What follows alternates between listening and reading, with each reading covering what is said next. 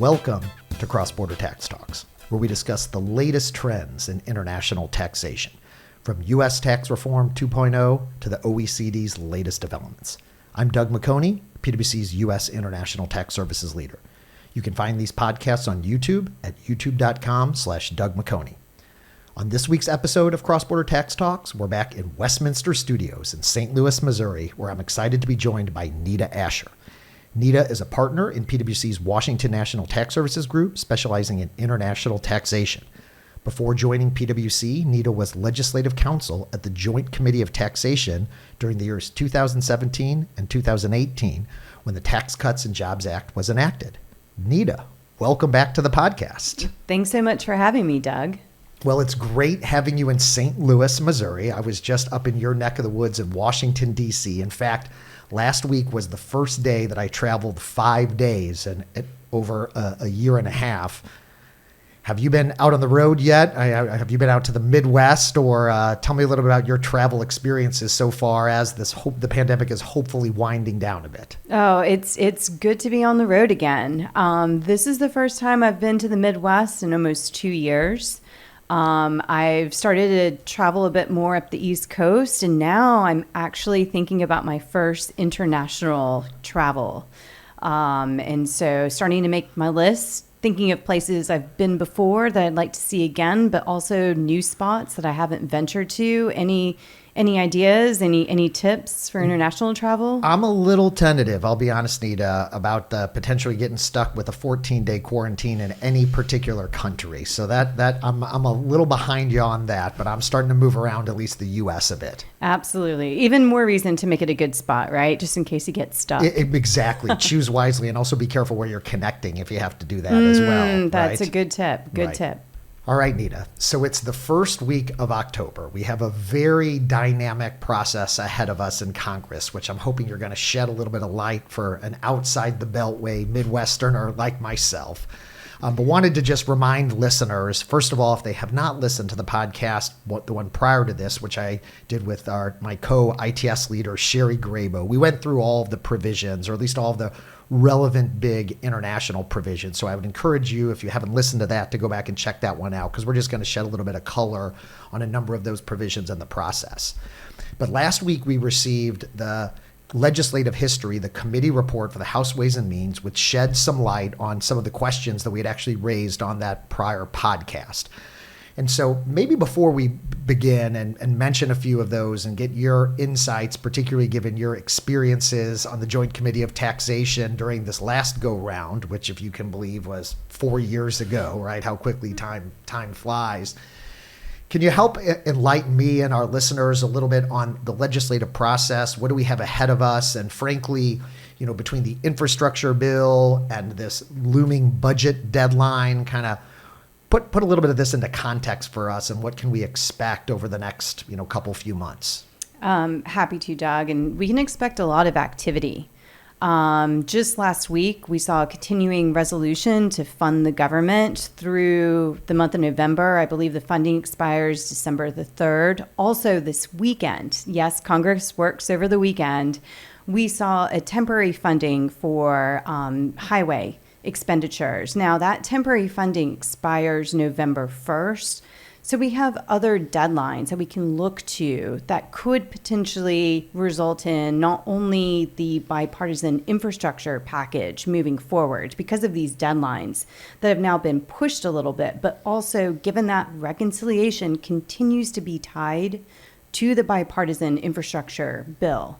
We could see more movement in October, November, yes, maybe even December on these proposals. And so also you mentioned the legislative history with respect to the Ways and Means bill tax. That was very helpful, what we received last week. It was the House Budget Committee consolidated all of the other House committees that had, work or reports with respect to the reconciliation bill. The bill is vast, and so there were multiple committees involved in putting together pieces of the reconciliation bill. The Budget Committee consolidated their reports and released the legislative history. Now the bill has moved to House rules. And what we may see is actual changes to the House bill text So in addition to having what was released from the Ways and Means Committee and their legislative history, we could see actual changes to the statutory language before it moves to the Senate. So there's still a lot of activity on the tax front with respect to the reconciliation bill, and things still remain relatively tied together. Yeah, so can you help me understand why, and I don't want to spend too much time on some of the politics, but the why is the infrastructure so tied in with reconciliation? Because those are obviously two separate bills and two separate processes. And is it just largely political insofar as why these are tied so closely together? It's political. It's also, as we have been saying, from the get-go post-election, we are dealing with the slimmest of majorities in the Senate. And quite frankly, it's also a very slim majority with the House, too. Right. So perhaps some concessions with the infrastructure bill that was made, you now have the progressives saying, well, we want this human infrastructure package to address some of the things we couldn't get in the bipartisan infrastructure bill. And so it's, things remaining tied together because of the politics, because of, the slim majority, and quite frankly, too, next year's an election year. I feel like we're still dealing with this past election, but looking forward to what may or may not be able to happen in 2022. Given the midterm elections, I think a lot of this has to stay tied together from a timing perspective as well. Great. I want to get into some of the specific provisions and get some of your thoughts and add a little bit of color after the conversation that I had with Sherry. But you did make a point about this going to Rules Committee, because one of the things that I found curious, and this is, I feel like it's a little different. I've waited my entire 22-year career for major tax reform, and now we're getting it twice. And I feel like this go around, I'm like, wait a minute, this process is different, obviously, not surprisingly, but this is different. And so in the committee report that we got, and we'll unpack some of these, but some of the proposals, if you were the description of the explanations and those provisions were inconsistent with what was in the House Ways and Means proposal. And in fact, we'll talk about one with the foreign tax credit. There was a footnote that said a technical correction would be required. And is the thought that it's really once we get into this rules process, that's when things they have another chance effectively to tweak that language before it goes to the Senate? Yes, absolutely. And, I think the process is moving quickly. I do want to say I commend all of the, Hill staffers right now trying to work on this remotely. It's not always the drafters that are speaking to those who are making the policy decisions. And then, the ghostwriting of the report sometimes happens concurrently with the drafting of the proposals. So I'm wondering, too, if you're not in the same room, perhaps you don't know when certain, statutory language is changing or evolving when you've already, drafted the first draft of the legislative history or the summary. And so, I do want to acknowledge this is not only a different process, but it's in a different environment too. Yeah, your point is like they're sitting on Zoom calls like we're sitting on exactly. Virtual And calls. Some of them work well and some of them not so well, Oh, yeah, but they know are that. working hard. And so I think it's also important to acknowledge the same day that we received the House Ways and Means bill text, we received the JCT summary. And while the summary was extremely helpful, that summary does not constitute legislative history. It was sort of a guide to walk through the voluminous Ways and Means bill text. And so what we received last week, as you noted, it's legislative history, but it's with one committee. And so the bill still has to be voted by the full House. And that allows the possibility of the statutory language, evolving or being amended to actually reflect the intent of the Ways and Means Committee as well. And so we could see movement, in that space, as well as provisions potentially being dropped before it goes to the Senate as well. All right, so let's get into some of those particular provisions, and I'd love to get your insight on a few. I wanted to start with 163N. From the various taxpayers and other practitioners that I've had a chance to talk with. I mean, this has been around, right, for, I think, proposed during the Obama administration, if I remember correctly, and has kind of reared its head again. And this has a significant impact, just a fundamental difference and change. I mean, we thought 163J was a big difference, right? Where it now applies to inbounds and outbounds, while the historical 163J did not. But this 163N that now limits interest based on your U.S. EBITDA, generally over your worldwide EBITDA, and I am overly simplifying, but significantly limits a lot of companies' ability to be able to deduct interest. And I think of taxpayers that have recently done a deal and maybe haven't even closed yet and thought about their after-tax cost of borrowing and just a number of, real issues that taxpayers are having to face. So can you shed a little bit of light on that? And you had mentioned, some provisions may last, some may don't. I know your crystal ball is no better than mine, but you have any light to shed on this 163N proposal? First thought is, boy, it is a very broad, proposal. And you have both inbounds and U.S. multinational companies that are, commenting, are modeling the potential impact of the proposal.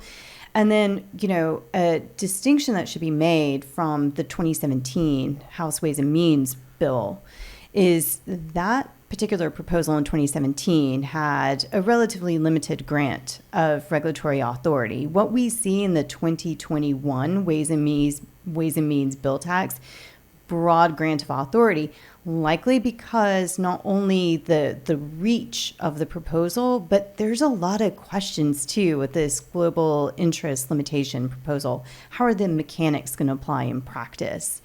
And so I can't predict the future. I do worry, though, in the context of a reconciliation revenue raising bill, if 163N gets dropped or if it gets substantially modified, Congress will have to find revenue elsewhere. Right. And we don't know where else they'll go. I mean, it could be the rates. It could be some of the proposals in the Green Book that were not adopted by the Ways and Means staff. That could potentially, those proposals could raise their heads. Mm-hmm. So, it's a balance. And I do think there is some utility into thinking through and trying to model what we have. Once again, there's a lot of open questions. But if, the mechanics could be explained, especially to the, tax writing committee staff before it goes to Treasury in the event it gets enacted, I think to have some of the mechanics clarified in the legislation could prove helpful in practice. And then, Doug, as you said, I mean, as soon as 163N gets enacted, if it gets enacted as proposed by Ways and Means, we're going to be an international outlier. I mean, the fact that it's the worst off approach when you compare it to your 163J limitation, the 5-year, carry forward. Right. I mean, it is definitely going to put us far apart from any other jurisdiction. And so, educating the tax writing committees about how it's going to impact, investment in the U.S., where borrowing occurs, I think could really, really be helpful. Agreed. So, we haven't really seen anything similar to 163J, to your point, outside the U.S. We saw with the anti-tax avoidance too, and some of those interest expense limitations. I thought kind of 30% of EBITDA was generally the standard. And then obviously we have the changes to 163J right around the corner, killing the DA, heading straight to EBIT. And then this is the lower of the two. So this one certainly impacts a lot of companies. But your point is very well taken in that the numbers do have to add up, right? And this will be out of date by the time of this is published, I'm sure. But, we have Dems at 3.5. And I think Manchin has publicly said that he would support, was it 1.5 or 1, I think 1.5. And so there's presumably this will fit somewhere in between. But the fact is that they still need the revenue as part of the budget reconciliation process to make everything add up. So if you take one out, something's gotta give. Right. It's not just the policy here. Right. So along those lines, let's move to BEAT. I know this is an issue near and dear to your heart. You've spent a lot of time thinking about BEAT since its enactment, and I view these proposals as really a wholesale change to the current BEAT regime. I think really the only thing that really looks a lot similar to the first regime is that it's still called the BEAT.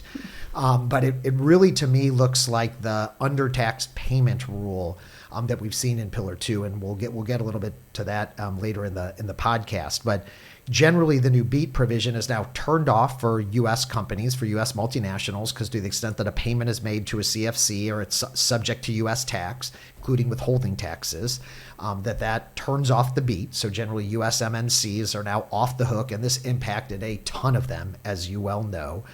And then they've expanded, however, the definition to where cost of goods sold was excluded. Now cost of goods sold is included.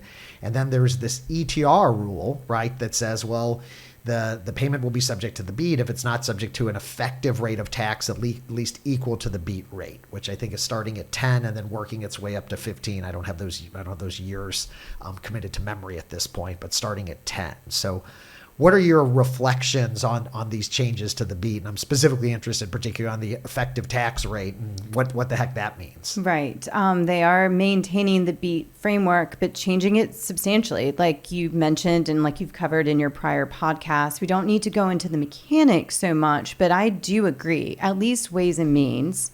They are wanting to design or to amend the BEAT to more follow the Pillar 2 undertaxed payments rule. It's clear. They're also, in my view, addressing some of the curious, policy implications of the 2017 BEAT proposal. So it's not only introducing an exception with respect to amounts subject to U.S. tax, but the treatment of credits, business credits, I think is a welcome change. Also, the acknowledgement or the how the rule is to apply to NOLs. I think those two aspects, the mechanical aspects or changes, are welcomed. Now, once again, we're dealing with a revenue raising reconciliation bill. You have to pay for these changes somehow. And they're doing that by increasing the rate, the BEAT rate. Now, they're not going as far as the Green Book to tie it to a 21% guilty rate until Pillar 2 is adopted. Instead, they're going to tie it to the BEAT rate, which, as you noted, increases from 10 to 15 over the course of time, stops at 12.5 along the way. And the exceptions, though, the rule with respect to what constitutes a sufficient foreign tax. So these are the inbound companies that, to the extent, they're not carved out of the BEAT because of the change to the mechanics. They are truly needing some clarification on how the sufficient foreign tax rule is going to apply. Right now, there's a broad grant of regulatory authority. There's a cross-reference to 904 to determine what constitutes a foreign tax. But then within the same provision, there's a reference to determine that on the basis of financial statements. And it's a little bit of apples and oranges that, I believe truly requires more guidance, preferably in the statutory language instead of just relying on regulations, because it's going to be such an important exception that you would want to know immediately whether or not you qualify for the exception, because, as you pointed out, the BEAT base has been expanded as well. So it's not all COGS, it's indirect cost, essentially, associated with COGS that are pulled into the BEAT base. Now, in a foreign parented group context, the references to 263 Cap A, that provision doesn't actually, exist in the foreign context. And there is a very helpful safe harbor. We appreciate having some acknowledgement that applying these rules or the base broadener in the foreign parented group context is going to be difficult, but, question whether the safe harbor goes far enough. I think it's something that needs to be modeled. And once again, the Tax Writing Committee staff need to acknowledge or be educated on how this proposal could potentially impact manufacturing that occurs in the U.S. Like, imagine your IP is held in the foreign parented, jurisdiction, and a U.S. manufacturing sub is manufacturing goods for sale to customers in the Americas. Well, you don't want to favor foreign manufacturing over U.S. manufacturing because the safe harbor only applies in a limited context. So, dealing with those policy considerations and also getting more light or more clarity with respect to the sufficient foreign tax rule, I think is going to be very important. Now, as you noted, it's tied to Pillar 2. Some of these questions with respect to timing differences, how the participation exemption is going to apply in determining what constitutes sufficient foreign tax. Those aspects are not crystal clear under Pillar 2 either. And so it's not surprising that those questions have not been answered by the Ways and Means bill text, but hopefully as we see the bill evolve, we might get some additional guidance or a delayed effective date. As you recall, the Green Book, their SHIELD proposal was to apply in 2023, whereas the Ways and Means BEAT proposal applies, after the date of enactment. Yeah, your point on the U.S. manufacturing really resonated with me. Frankly, I hadn't thought as much about that, obviously, as you have. But your point is that if the foreign parent or whatever, some other group member is in a low-tax jurisdiction and is suffering from the BEAT as a result of that payment, then obviously companies think about what are the after-tax costs for, business model decisions. And the concern would be that it would be cheaper to be able to have a manufacturing in a mid-taxed potential country than potentially deal with the having the BEAT payment. Now, you could still be subject to the COGS rule, but it could fundamentally drive a decision, that after-tax result, to try to move that manufacturing outside the U.S. into a more mid-tax jurisdiction that could otherwise be subject to the appropriate rate of tax under the new BEAT regime. Mm-hmm. So a really, really good point. So wanted to move on here while we're just kind of skipping around on some of the interesting proposals, is this foreign personal holding company income issue. We had mentioned on the last podcast, but to remind listeners that there was some troubling language, and that might be the understatement of the podcast, with respect to the definition of domestic eligible income and specifically related to royalty payments. And the provision in the House Ways and Means proposal generally said that if the payment would meet the definition of foreign personal holding company income, then it will not qualify for DEI and ultimately get the FDII benefit, the foreign derived intangible income benefit. And this was also a retroactive rule. And so for those of us that have spent a lot of time in this space, our antennas went up and we said, whoa, holy cow. The only exceptions to foreign personal holding company income issue are generally for third-party royalties, and you have to be active marketing, right, or active developer exception. And so we immediately said, well, hold on. Companies have brought IP back to the U.S. Some never moved it outbound, and they're receiving plenty of royalties from their various related party affiliates. Well, under the language in the House Ways and Means proposal, that those payments would not qualify for FDII, and not just going forward, it would be payments back to 2018. And so for those companies that actually brought IP back to the U.S., those payments would be at risk. So in the committee report, we now got a clarification that no, what they really meant was that this was supposed to be similar to the look-through rules. And there's a special rule in the 904 and the foreign tax credit limitation basket rules that says, well, when you have a related party payment, you do get general basket or look-through treatment for those payments. And so, so for those companies that are actually paying royalties, maybe they're okay. I think everybody wants to see what maybe the rules committee, how that will get addressed. But there is still a fundamental question for companies, for example, that moved IP offshore that was subject to 367D. That is actually considered a disposition transaction, and then the payments are recharacterized as royalty for those 367D purposes. So it feels like, well, they fixed part of the problem, but I think that everything that is treated as a royalty, it seems, should generally be subject to qualify for FDII. Do you have any insight or thoughts on that, and anything about the process too? I mean, is everybody freaking out too early that we need to wait for this to go through the rules committee, or how did something like this get missed? There is a lot to unpack there, Doug. The proposal is not new. It was first released as part of the Brady Technical Corrections Discussion Draft back in 2018, 2019, where there was a helpful list of potential technical corrections. Once again, it was for discussion purposes only. And what the 2021 Ways and Means staff did was take some of the proposed discussion draft technical corrections and brought it into their, bill tax. And I have no insight as to what the thought is. I mean, what comes to my mind is base preservation. But, there's also potentially some glitches. Like we already have regulations that address some of the retroactive proposals in the Ways and Means Bill draft, and query whether in working with conjunction with Treasury, there was a discussion of, hey, if you can get some statutory language that could actually help potential challenges to regulations that already exist in nature. But putting that aside, with the particular proposal that I can tell you've put a lot of thought into, I think it's a really interesting exercise in the process. Something was released and it was brought to the attention of the Tax Writing Committee staff that, wow, this is likely going far further than what you intended.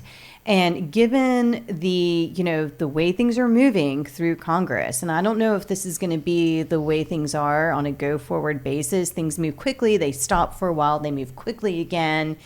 It appears to me that the thought was, okay, let's get some clarifying language in the legislative history. But I understand that Tax Writing Committee staff are aware that what the clarification is likely less than satisfying, and they have this opportunity. This would be one area where I wouldn't be surprised. Once again, I have no inside knowledge here, but I wouldn't be surprised that we actually see some statutory language, some changes to the statutory language to actually reflect the intent. Because, if you think back to post TCJA, I think the initial concern is, there was some income that was qualifying for the ETI regime that some, members of Congress and Treasury were concerned would also qualify for FDII. I see. And you can understand a double benefit being concerning. Sure.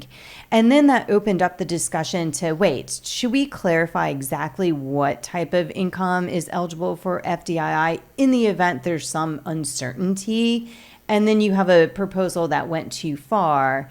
And now the question is this going to be something that is workable? Are we going to have a situation like, the repeal of downward attribution, where all we have is less than satisfying legislative history with respect to a proposal that gets enacted, and there's limited opportunity to actually, do anything? I hope that's not going to be the case, particularly with the retroactive provision, which I think we might discuss later on. It just seems like something here has to change, and what's there right now is just not sustainable. Well, that's the most satisfying explanation, Nita, that I've heard as to why they felt the need to clarify this, when I thought everybody felt that they were, kind of on sides with respect to that provision. So I don't want to dive too deep into the other retroactive provisions. You mentioned 958B4. There's also significant changes to the 951A2 and A2B rules, and the 951A2 in general. Any thought on the fact that these retroactive provisions, which historically would be considered technical corrections, which my understanding would typically require 60 votes, that they are into the reconciliation bill? That feels, unprecedented to me, although this is only our second go round for tax reform. And I guess my instincts are, well, why wouldn't they just make this prospective, and then we think about all the rules and, to your point, the regulations that have been put out, and the taxpayers have complied with these various regulations. I think about extraordinary dispositions and the extraordinary reductions accounts, and then what is all that toothpaste gets shoved back into the into the tube. Well, what are your thoughts on the retroactive provision, more from a procedural perspective, and is that something that is more likely just to be prospective, given the fact that it's trying to get forced through in the reconciliation process?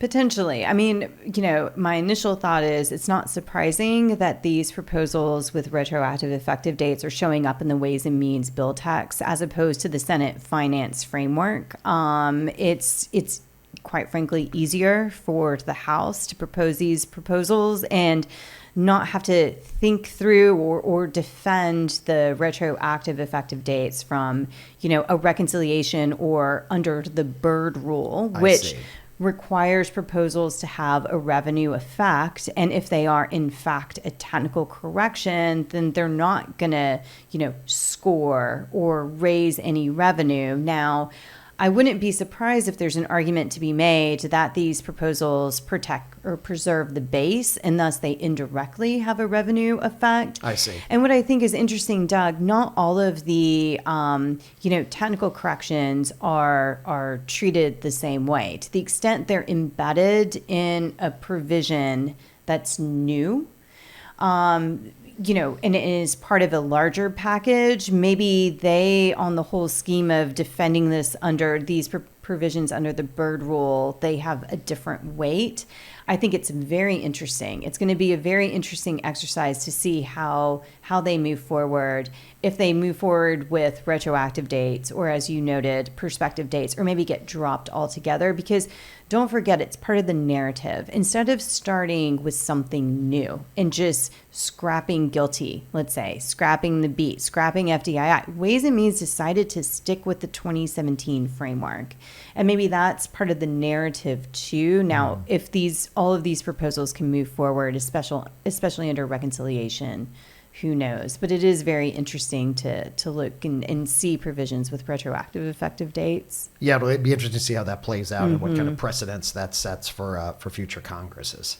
So let's move to the foreign tax credit provisions. And there was a specific one that popped up to me. Again, I'm sort of picking some of my pet issues here from the committee report that came out. But the language in the committee report with respect to the foreign tax credit carryover, it was less than clear, I will acknowledge. But my reading of it is that the way I read the House Ways and Means proposal draft is that they were going to limit future foreign tax credits, and I think it was very clear in the House Ways and Means proposed bill that they're going to limit foreign tax credit carry forwards to 5-year carry forward. So right now it's back 1, forward 10, but those were only for foreign tax credits that were generated after the date of enactment. So assuming that, after the date that it's actually implemented. So if they get this done this year, it would be for credits accruing after January 1st, 2022.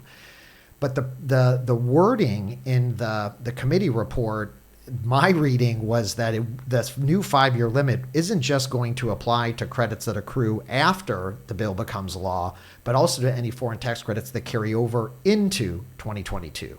And so I think what that means is that with the 10-year carry forward, if you had some credits from, let's say, 16 or 17 that were carrying forward, those kind of move into 2022. And my reading was those get lopped off. In other words, the 5-year carry forward applies not just for prospective taxes, but also historic, which means if you haven't used them by the time if it's a calendar year taxpayer, those credits fall off. And obviously that can have financial statement implications for companies that have booked a deferred tax asset for those types of things. And the other interesting piece to me was that there was a footnote that said a technical correction is required. I think I alluded to this earlier, which maybe I'm just I was like, well, why do they need a technical correction on a bill that hasn't passed? Does that really just mean that they need to correct it during rules? That language to me. So do you have any insights on that? And I don't know if your interpretation is frankly consistent with mine, because I don't think it was entirely clear based on that wording.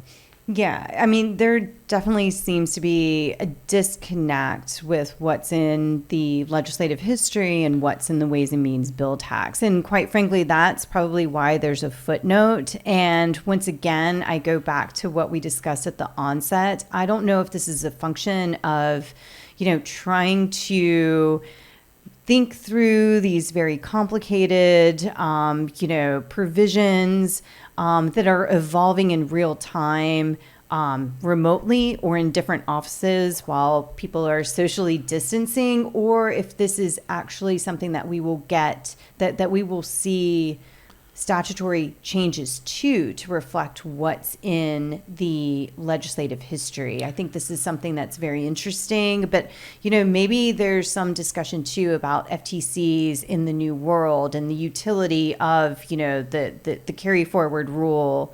I think this is definitely something that we need more guidance on, and we'll likely see either in rules in the statutory language or some sort of announcement clarifying what the actual intent is. And, these things happen. Once again, we're dealing with very complicated provisions here that are moving in real time in a reconciliation bill. And so the good thing about having the stall or things moving, having a moment to breathe is hopefully this is what the Tax Writing Committee, and I guarantee you this is what they're doing. They're revisiting their work. Sure. They don't just sit on it. And hopefully we'll see something, before it gets voted on by the full House, if not, shortly thereafter. Yeah, I mean, your point is well taken, and that even if they didn't intend that or that those credits, that there is the question that we all have that, okay, well, even if you do have credits carrying into next year, how do those work with this new regime, right? If they're general basket, do they go into this residual general basket or the per country general baskets? Do you have to go back and apply tomorrow's rules, yesterday based on those credits? And, it could be challenging depending how those rules are written, whether taxpayers can actually use those credit carry forwards anyway, really depend on the transition rules. So I think that's a really good point. The next thing, just a couple of brief items. Wanted to talk on the 11/30 year end. I feel like this is something that kind of maybe snuck up on a number of taxpayers. There have been, I think, a lot of taxpayers that for their calendar year end that have elected this under Section 898, a 30-day deferral with respect to their year. Said another way, the CFCs can have an 11/30 year end.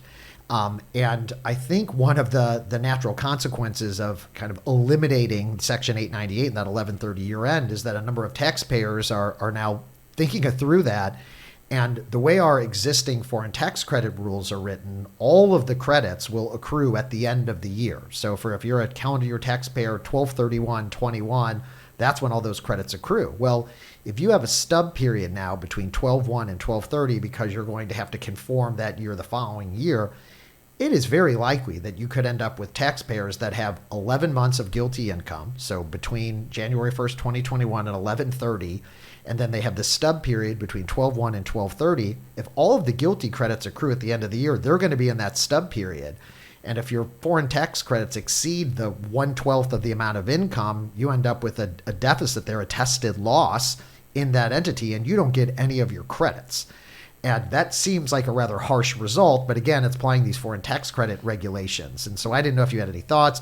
Is that when we cross your fingers and hope the Treasury then changes the regulations to maybe allocate those credits to the earlier period? But would welcome your thoughts on that. Yeah, that particular proposal surprised me as well. And I'm not a FTC gal, but I appreciate that it's quite an impactful proposal. And, Doug, what comes to my mind is one, I don't know if there was concern because back in 2017, with some of the effective dates and how they applied to fiscal, tax years versus calendar tax years, I don't know if part of the rationale behind or the policy consideration with that proposal is we want to manage any sort of, donut hole. Right. Period. I think that's the term that's been used. The donut hole. I don't eat donuts. I'm more of a scones gal, but I would, I do prefer the donut holes as opposed to larger as donuts. opposed to larger donuts. Yes.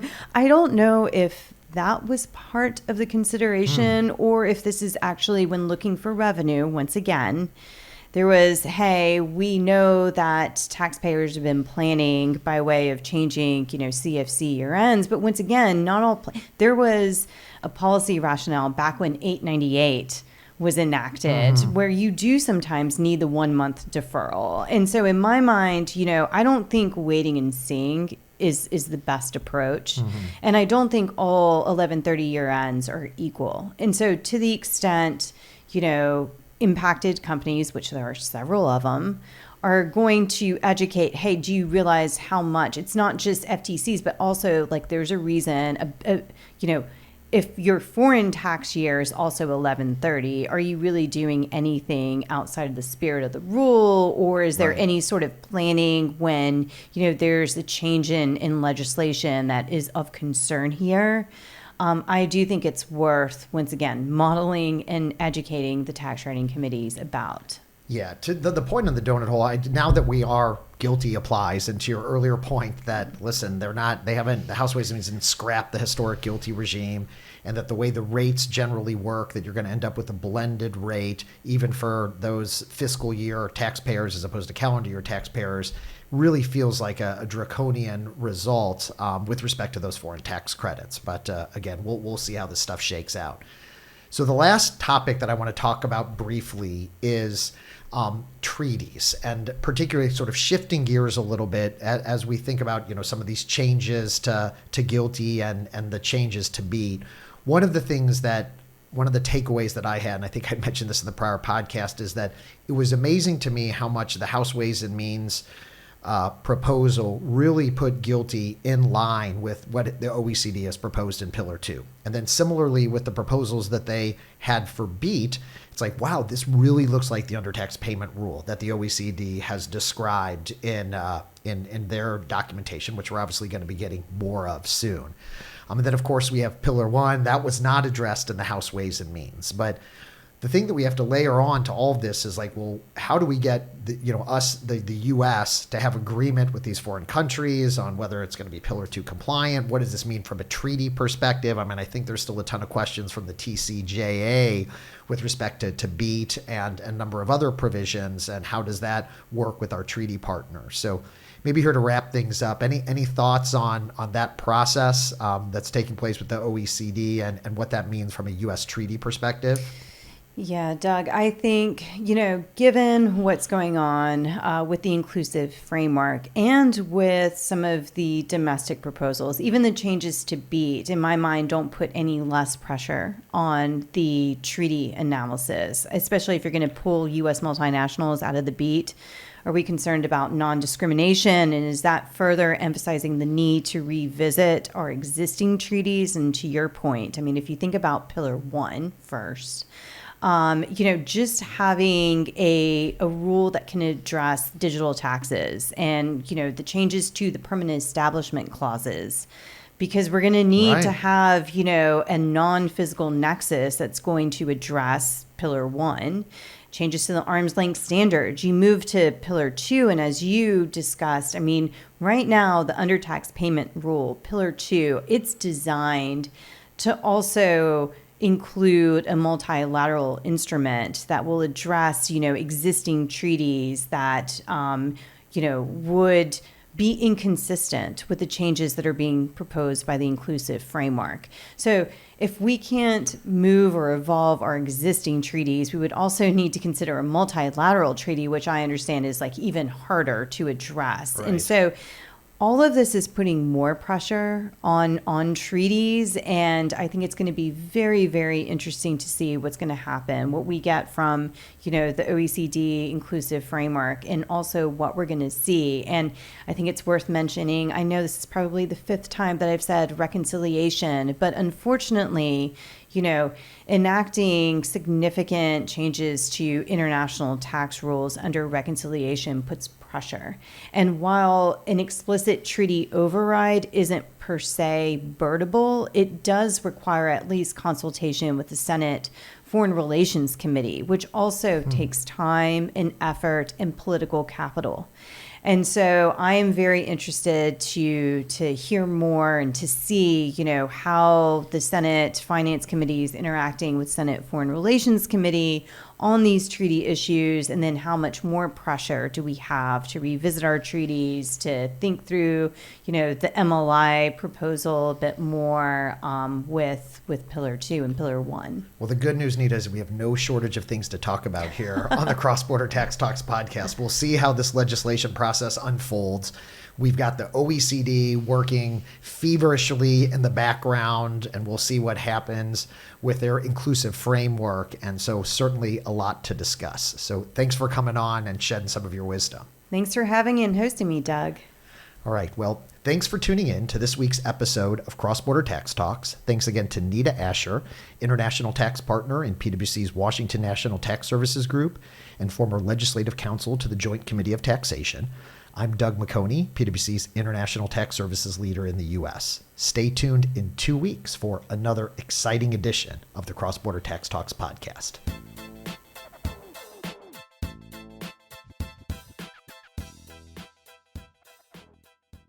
This podcast is brought to you by PwC, all rights reserved. PwC refers to the U.S. member firm or one of its subsidiaries or affiliates and may sometimes refer to the PwC network. Each member firm is a separate legal entity. Please see www.pwc.com/structure for further details. This podcast is for general information purposes only and should not be used as a substitute for consultation with professional advisors.